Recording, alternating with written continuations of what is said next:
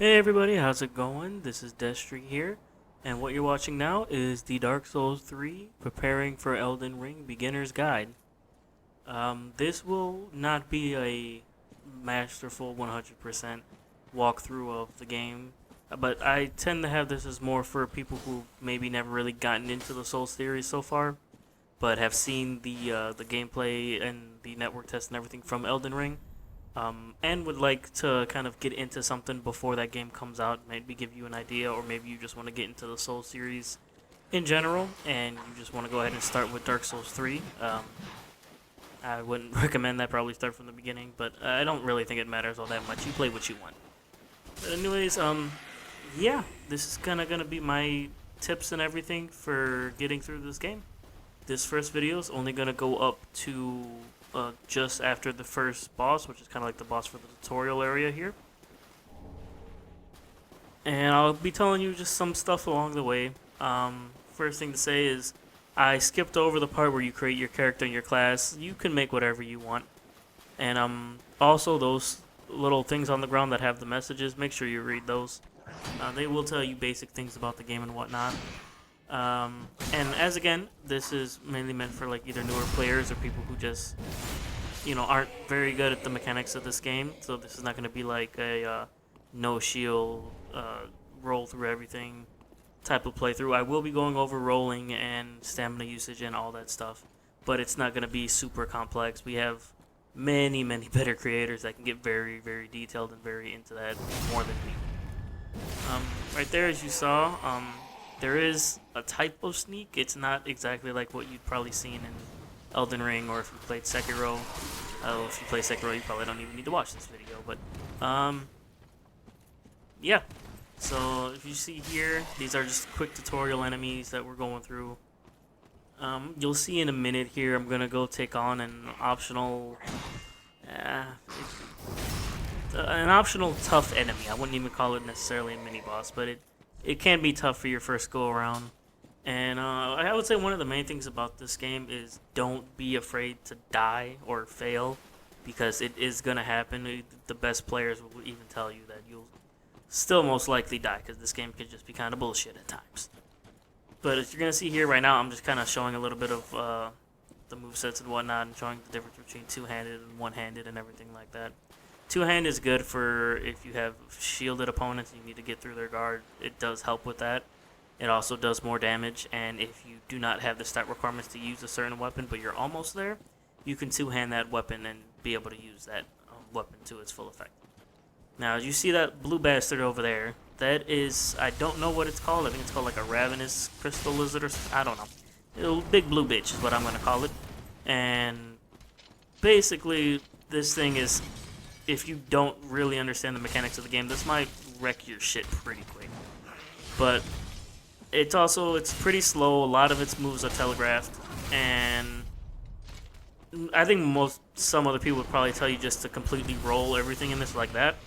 And that is a pretty decent strategy, but like I said, I am trying to kind of help the people who are on their first playthrough of this game and maybe don't want to get all technical and everything. What you just saw there was I basically like broke its poise or posture if you play Sekiro, and that opens it up for a critical attack like you just saw. I fucked up, but that's okay. Like I said, you don't panic if you fuck up, because it is bound to happen every once in a while.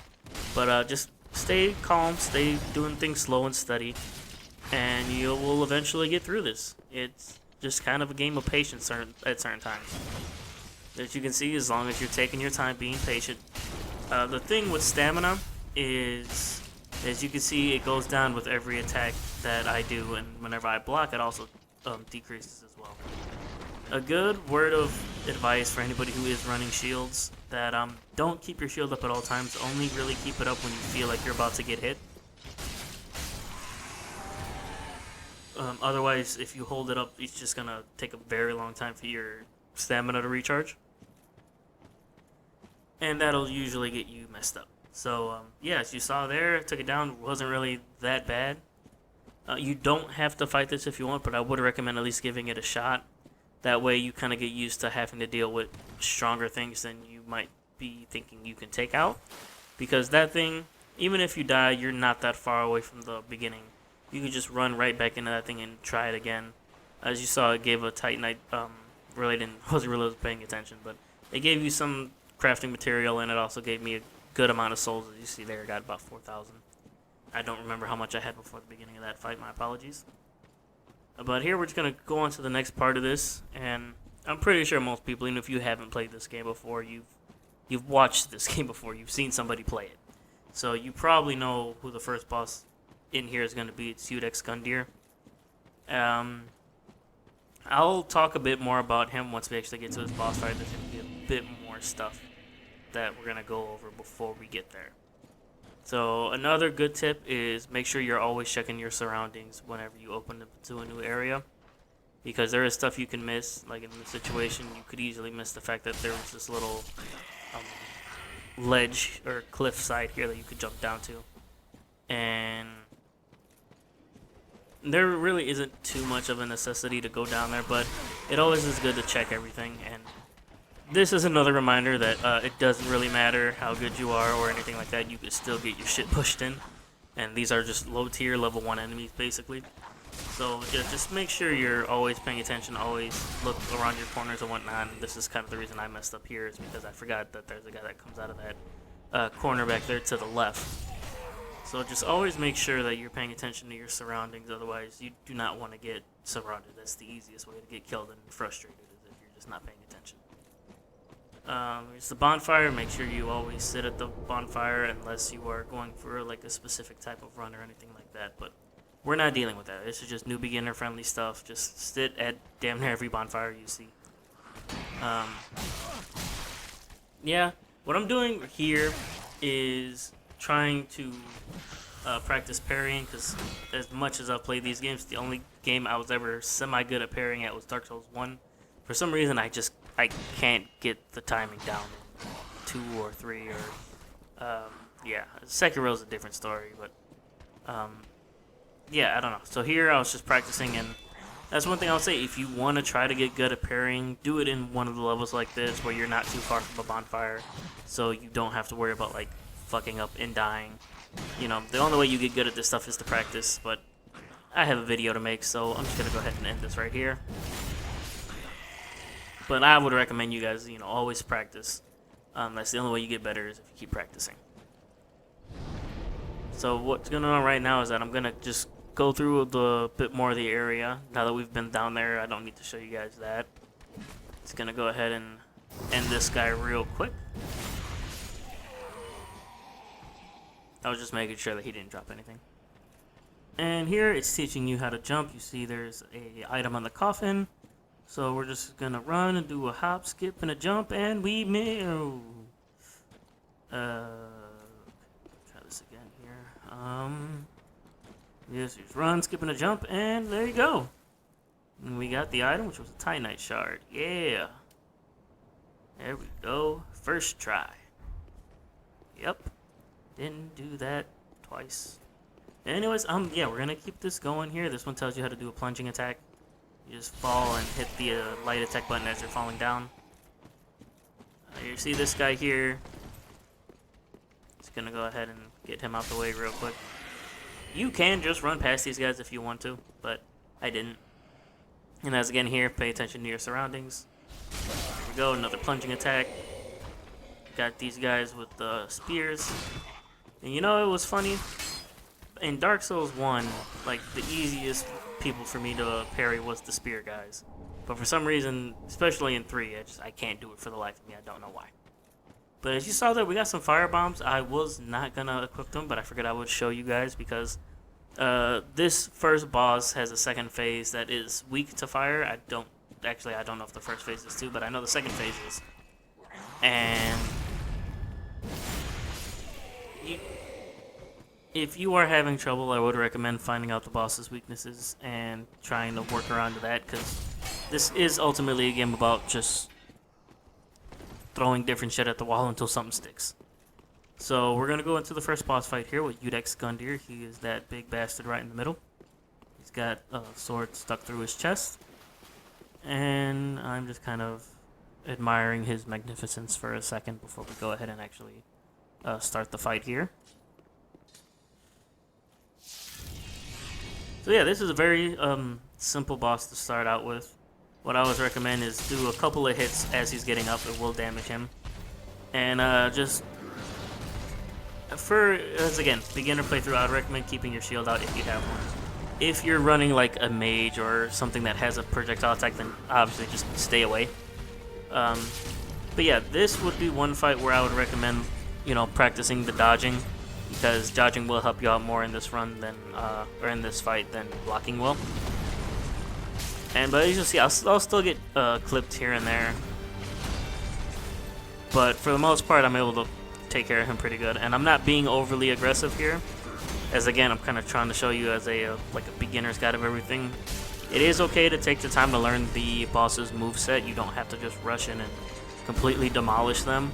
I mean, you've seen some like speed runs or anything like that. Or just some really good players playing this. They will kill this guy in like 5 seconds if you done. Here's the second phase I was talking about. So if you throw the fire bombs here, or if you're a pyromancer, you will do extra damage, as you can see.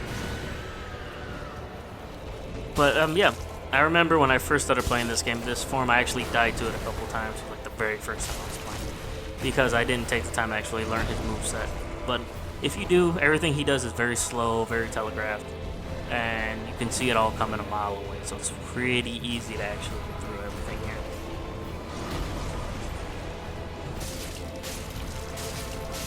And just like that, you can see, that wasn't too bad. I didn't lose too much health from that. And you get the cold sword, which will be used in the next area, which is the Firelink Shrine. I couldn't remember the name of it for a second. Doing a quick little victory dance thing right here real quick, just to show you guys that, you know, it is not too bad. And if this is your first time, and even if you are having trouble, just keep at it. Eventually you'll be able to get it, and you will feel elated, to say the least.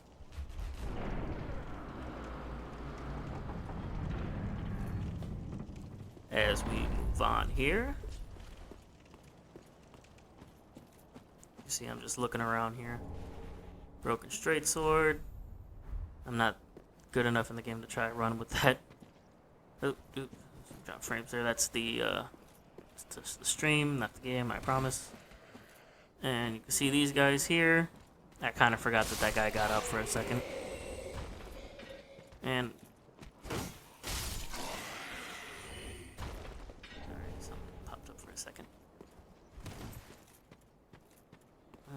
we're gonna go grab this right here, some Holdmore bones. If you don't know what those are, they're basically they send you back to the last bonfire. You rest it out without losing any of your souls. It's very good for basically if you don't want to, like, if you're trying to get a certain equipment but there's no way you're making it out of there. If you have enough time, it does take a bit of time to activate, but if you have enough time, you can set that off and go to, you know, safety. However much safety is in this game. And another thing that I'm going to show you guys right here is that you have a kick function by pressing forward and the light attack at the same time. And if you do it to a shielded enemy, you'll, once again, break their poison, leave them open for a counter attack or a critical attack, just like the big blue bastard. So, or big, yeah, whatever. I forgot the name already. We're going to go up here. I'm going to show you guys an NPC that you'll eventually fight. I don't fight him here. As again, I'm okay at this game, but I'm not like super good, and I'm not just trying to show you guys me, you know, have my shit get pushed in front of the however many people watch this right off the bat. But as I would recommend for new players, unless you really want a katana and you are pretty good at kicking, so I'd recommend is just fucking kicking the dude off the ledge. Then I'd recommend just leave that guy alone for now. Don't go mess with him. Level up a bit, get a bit more into the game, learn how everything works, and then you can come back in and fight him. And also, if you saw that dog there, yeah, dogs are bastards. Anybody who's played this game will tell you.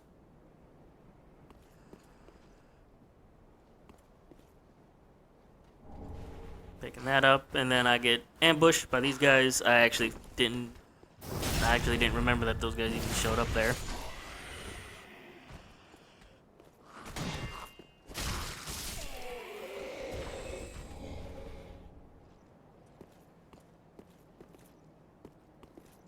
That was just just me making sure I didn't miss anything else. And then we're gonna go just take a quick look at this guy real quick. Here, I was just kind of show, like, you know, I was supposed to be pointing at that guy and being like, nope, don't go up there yet. But I kind of forgot I didn't have the no, or like the, I forget what, like the waving finger emoji or whatever. So I just pointed down like, don't do that, he gonna lay your ass out. But anyways, we're gonna head back now and actually go into the shrine. And that's where I'll be ending this video off. I hope you guys have enjoyed this so far. Let me know if anything I can improve on. This has been a little bit more edited than my usual playthroughs, or not my playthroughs, my usual videos. I just kind of do something, I record over, and then I post it. So if you guys like this style of content, let me know. I know the quality might not be the best because it's just coming straight from just a live stream, because that's really the only way I can record long sections of video now without having to cut it and edit it and splice everything together after every like 4 minutes or something like that. But yeah, I hope you guys enjoyed this. Please like and subscribe if you want to see more. I will be posting these hopefully daily. If not daily, like every 2 days or 3 days. It just depends on my schedule. I'm just showing you where we came from, and I really did like the vistas in this game, and just kind of being able to look back and see everything you've done. Help Elden Ring, because I'm really excited for Elden Ring. I know that's just going to be freaking crazy. But yeah, I'm just kind of showing around on the shrine here. And then I'm going to go down to the Firekeeper, put the sword in the thing, and level up, and that'll be it. I am a Firekeeper. I tend to the flame, and tend to thee. The lords have left their thrones, and must be delivered to them. To this end, I am at thy side. Farewell, Ashen One. May the flames guide A little thee. instant transmission right there. You can see that.